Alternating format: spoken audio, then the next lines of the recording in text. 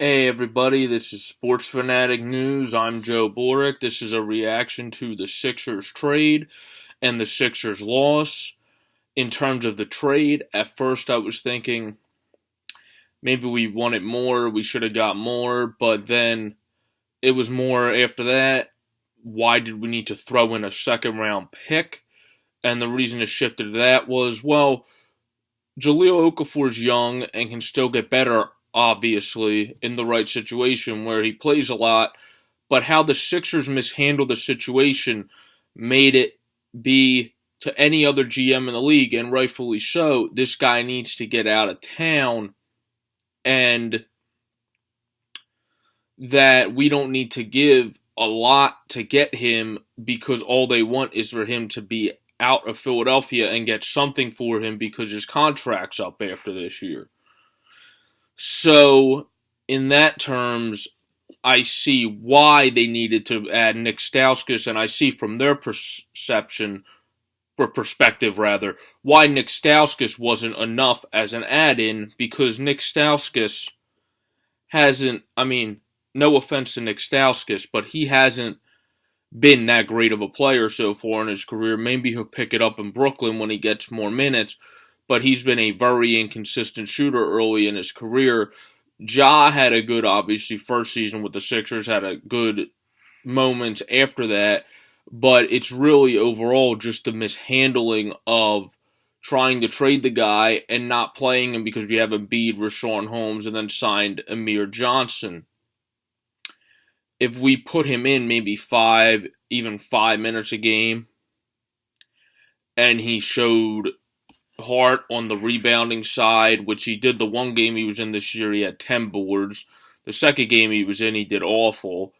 But obviously, that's going off of 2 games, and when you give a team only 2 games to go off of, I'm not surprised that they're not going to give you a good pick with Trevor Booker or another young player with Trevor Booker or just a young player that you hope gets better in this trade or just a pick.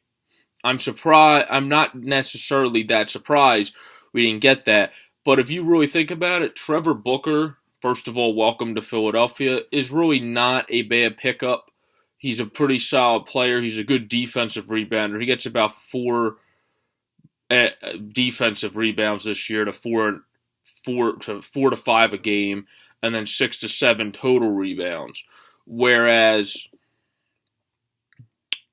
Jahlil Okafor obviously didn't do any of that. And also Trevor Booker is a forward slash center, which I, again, wouldn't put him at center because he's the same type of size as Amir Johnson. And he averages about 10 points off the bench. If you look at his career stats, his career is about 6 rebounds a game with about 7.2 points per game and 1.1 assists. This year, though, he has 10.1 points with 6.6 rebounds, with about 4 of those being defensive and the other 2 being offensive, and 2.1 assists. And obviously, looking at last night's loss to the Lakers and how we got out-rebounded by the Lakers, Trevor Booker obviously could be a big help on the defensive rebounding side because the Sixers got trashed most of that game on the defensive rebounding side. So overall, after thinking about it for a night, which is part of why I didn't do a reaction video last night on the trade, and also because I figured I'll just combine it with the reaction to the game, it really isn't that bad of a trade in the perspective of the Sixers played the Okafor situation so poorly and just kept significantly lowering his trade value each week by not putting him in a game, or even if you let him play some games down with Delaware, he might have had more trade value because at least he would have been playing basketball. At this point, he's just, now I don't know if contractually they would be able to do that. I haven't looked into that, but I'm just saying, at least he would have been playing some basketball if they had the opportunity to do that. Lately, he hasn't been playing any basketball, so that's another reason why another team's not going to give up anything great for Ja. And then Stauskas, because Stauskas hasn't done anything to this point. So that's why we had to throw in the second round pick. But getting Trevor Booker back is a short-term guy to have on your team, but he's a pretty good short-term guy to have on your team that can grab boards on the defensive side and some on the offensive side. But looking at the Sixers' loss to the Lakers, we obviously need to have a guy that's primarily good at grabbing defensive rebounds, which is Trevor Booker, and he can also get about 10 points off the bench. Now, moving from the trade to the game itself, that game was ugly. Up until the fourth quarter when we started coming back, like I said already, we couldn't get many defensive rebounds at all. Heck, we didn't even get a lot of offensive rebounds in the first three quarters. And we were just very sloppy, bad shot selections, too many forced plays, and overall, it was just a terrible game for about the first three quarters and start of the fourth. Then, all of a sudden, we started coming back in the fourth and actually evened it up and got tied up. But then J.J. Redick made that turnover mistake. Embiid at the end did kind of force a shot up by trying to back the guy down and then putting it up to try to draw a foul. That was definitely a bit forced and probably not the best decision. Could have tried to kick it out to get a better shot. But obviously, Joel Embiid, the argument to that would be he's your best player. You do want to have it in his hands to close out the game. So that is definitely an argument, but you definitely did not want to see that shot as a potential shot to close out the game. You definitely wanted to get something better because ultimately Joel Embiid forcing that shot up led to a break on the other end where the Sixers weren't able to group on defense on the rush back and left Brandon Ingram wide open for the game-winning three, who played a pretty decent game overall.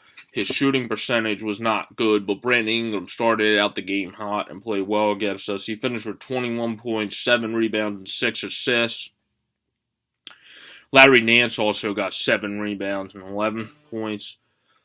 Lonzo actually got 8 rebounds, which I think might have actually been the most on their squad. Yeah, Lonzo had the most on their squad in rebounds and 8 rebounds, 8 assists, and 10 points. And then Caldwell Pope had 4 rebounds with 13 points. Off the bench, Randall had 16 points with 4 assists and 3 boards. But Randall definitely came up big against us in the second half, and we couldn't stop him down low for a period of time, which is what gave the Lakers a good amount of the second half points for about a 5-minute span, where Julius Randle just took it to us. Kuzma we were able to stop. He didn't have a good game. And then beyond that, Clarkson's the only other guy that had a good game with 16 points and 2 rebounds, but he's definitely one of their big scorers off the bench. Hart had 1 3, which gave him a total of 4 points because I believe he had a foul shot, too, getting fouled earlier, the former Villanova star. So this game was just, for most of the game up until we came back at the end, a disgrace and very ugly. And that would be too straight for the Sixers. We came out sluggish against the Suns, much like we did yesterday. And then we came out sluggish against the Lakers, and both games came back to bite us, where in the end, we couldn't make the final comeback and get over the hump. Granted, we did a lot better in this Lakers game than we did in the Suns game, and the Lakers likely are the better young, talented team. Actually, not really likely, pretty much are the better young, talented team with having Ingram, Randall off their bench, Clarkson off their bench, Lonzo being in the top 10 in assists, isn't doing good at scoring, but doing good at passing the ball, and then having Kuzma compared to like Chris, Len, Booker, who's out, and Warren, I would give it to the Lakers in terms of more young talent. So it is good to come back against that team, but when you're the Sixers and you're supposed to be one of the teams that are past the phase that the Lakers and Suns are at, obviously, which is a year or two away from being in the above 500, really big playoff conversation. But like the TNT announcer said last night, these are the two good future teams of the NBA. So it was exciting to see a game between them that came down to the wire, because the Sixers and Lakers has been a cross-country rivalry for years, since the Dr. J era, since the Magic Johnson era, and so forth. So it was nice to see a close game, but it wasn't nice to see how the Sixers played throughout most of this game, and it was very ugly. And in the end, we just had too many turnovers. Even at the end of the game, like I said, Redick is what pretty much ultimately cost us, because what would have happened on that possession? And instead of giving it back to the Lakers. But then forced shots hurt us last night at the end even too. Embiid forced that one shot, which led to the fast break that we couldn't get back and regroup on defense, which led to Ingram's shot. So there were many things yesterday to point out, but it's going to be very tough for the Sixers on Saturday or tomorrow. They play Cleveland in Cleveland, and hopefully that game pumps them up, because we're playing Cleveland, and they come out strong in the beginning of the game and keep that close. Do I think the Sixers will beat Cleveland? No, they'll have to come out really great and surprise Cleveland with how quick they came out after how bad they came out these past two games. But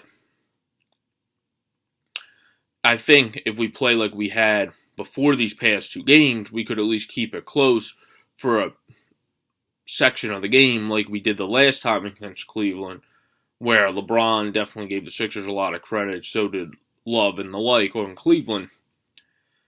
So this is going to be a very interesting game tomorrow on whether the Sixers actually keep it close and play a good ball game against the Cleveland Cavaliers and the King, LeBron James, or if we just get trashed because we come out like we did against the Lakers and Suns.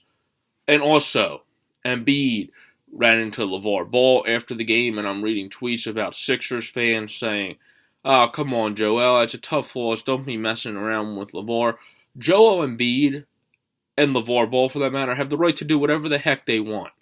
If Joel Embiid wants to meet LeVar Ball and get to hang out with him and get to give him a handshake and get to mess around with him, that's Joel Embiid's decision, and fans don't have any say in that whatsoever, what he posts on Twitter and what he does with LeVar Ball, who, by the way, is a very... Whether you like LeVar Ball or not, he's very good at doing what he does.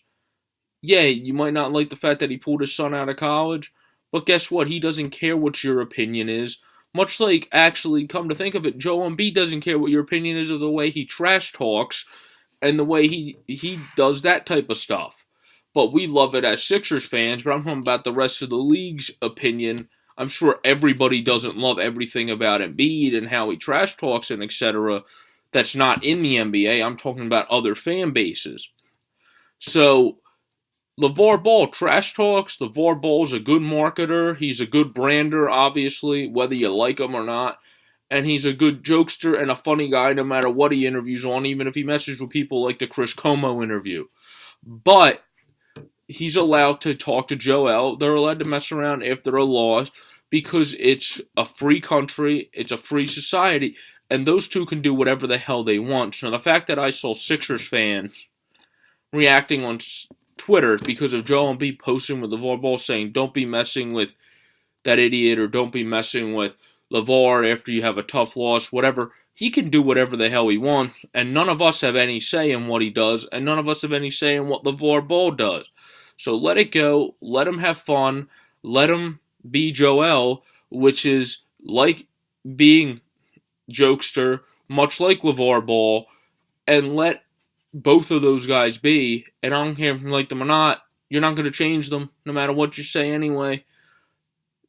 So, let LeVar Ball be, and let Joel be, because that's the way he is. He's a joke. Joel himself is a jokester, a trash talker, and a fun-loving guy. So, obviously they're going to joke around and everything, and when they meet each other, having similar personalities in some aspects. So let it go. That's all I wanted to say on that situation. because that kind of just annoyed me with how people reacted on Twitter, like they had some say in what those two were doing. Well, have a good day, everyone. Peace out. This is Sports Fanatic News. I'm Joe Boric. This was a reaction to the Sixers trade, the Sixers loss, and then going a bit into the meeting of LeVar and Embiid, which I think was perfectly fine, and they could do whatever they want after the game. Peace out, everyone.